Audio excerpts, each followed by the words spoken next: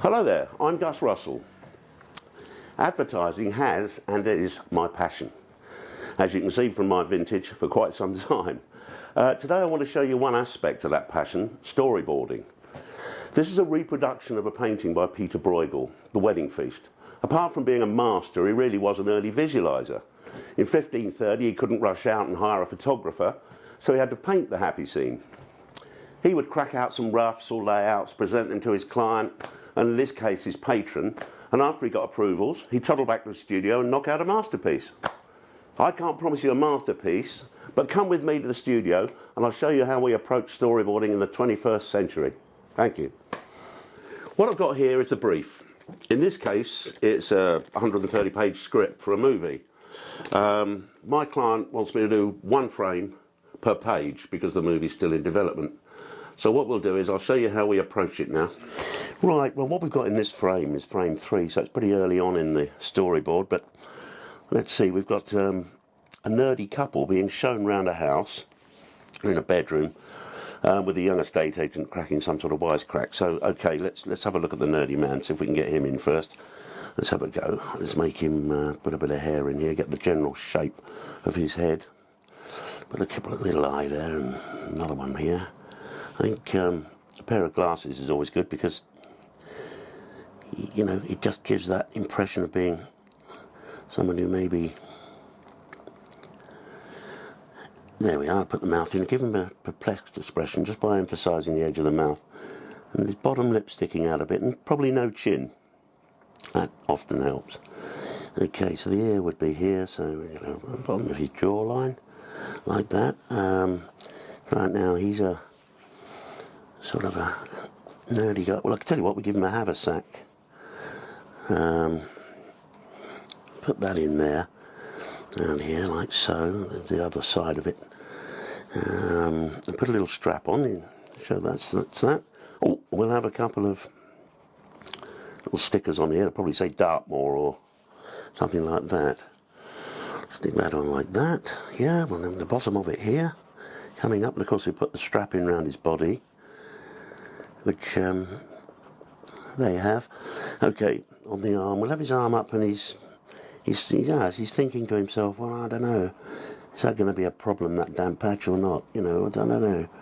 So put him up like that. There's a finger down there. Okay, and then you have put some sort of strap thing on here. It's just an anorak, so there we are. Oh, I know, we'll have a Youth Hostel Association badge on him.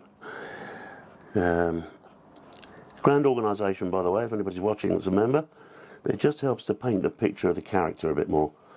Put that in, and may have a jumper on underneath there, that sort of thing. Yeah, it's cool. Jawline in, a bit of in there. Yeah, well that's him. Now his wife. Well, before we do that, we'll put a bit of a low perspective in, so that we can see what's going on there. That's better. Maybe a doorway here somewhere. Have it ajar. Okay, she's got a... Let's make her about this size. Give her a pigtails. I think it could be quite fun. Nothing wrong with pigtails. We'll put them on. Here we are. Okay, so she's looking a bit... Did he really say that?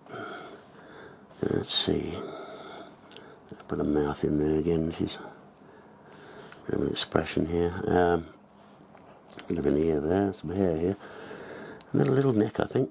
I'll put one of these Sloppy Joe jumpers on. They wear this. Not a good fit, but very functional. Okay, so that's there.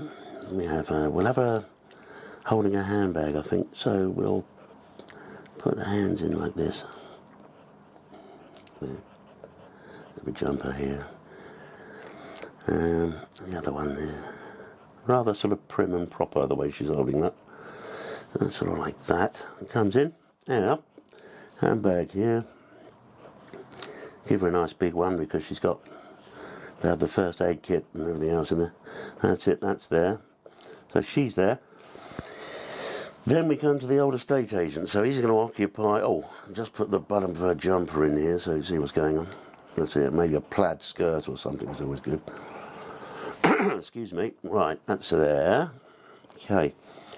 Right, our young hero, now he's going to have a sort of a proper young estate agent type hairstyle, so we'll put some hair sticking up there, which is good and nicely cut and presented. Facing customers, so he's got to look right. Put a bit more on there, let's show that, and we got his bit of a collar here. Let's see it. Let's get him, he raises an eyebrow, so raising an eyebrow.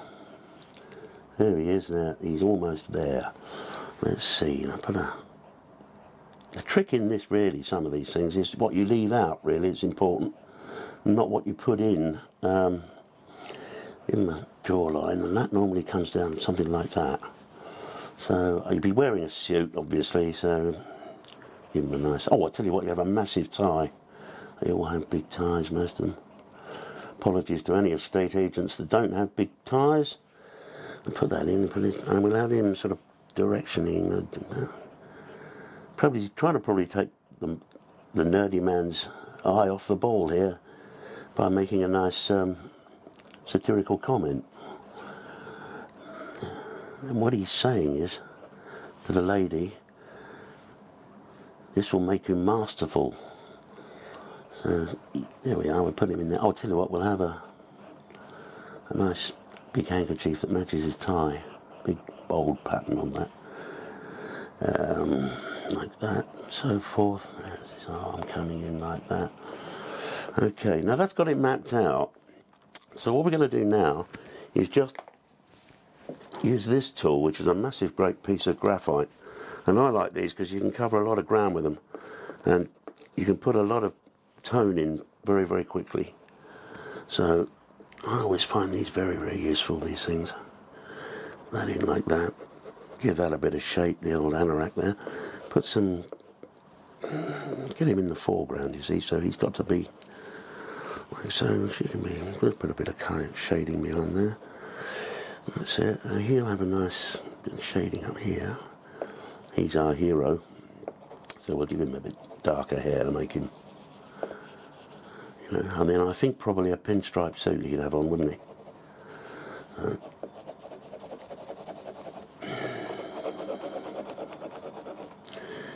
See,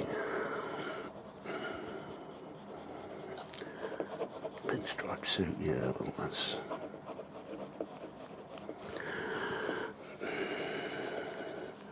There's his tie, pinstripe suit, that's okay. Geez, I'll put a couple of speed lines around here. It's cheating really, because you can't do that on a movie, but it just helps explain the action. These frames serve a number of purposes, not just this is what it's exactly going to be like, but it tends to sort of, what the trick is really is to show what might happen. So I do things like that.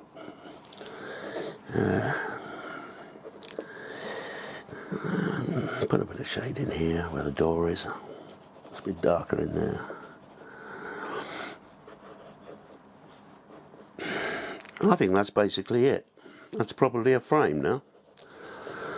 So anyway, I hope you got something from that, but that's basically the kind of thing that I've got in mind. They take a bit longer than I've drawn it here, but so please don't ring up and ask for one frame every 3 minutes, because it won't happen, but I'm doing this because we're making a little movie, but you get the idea. That's it. Yeah. Maybe a bit in here too. Like that. Bring him to life a bit. Okay, I think that's it. That's this, frame 3. Frame 3. Okay, and on to the next one.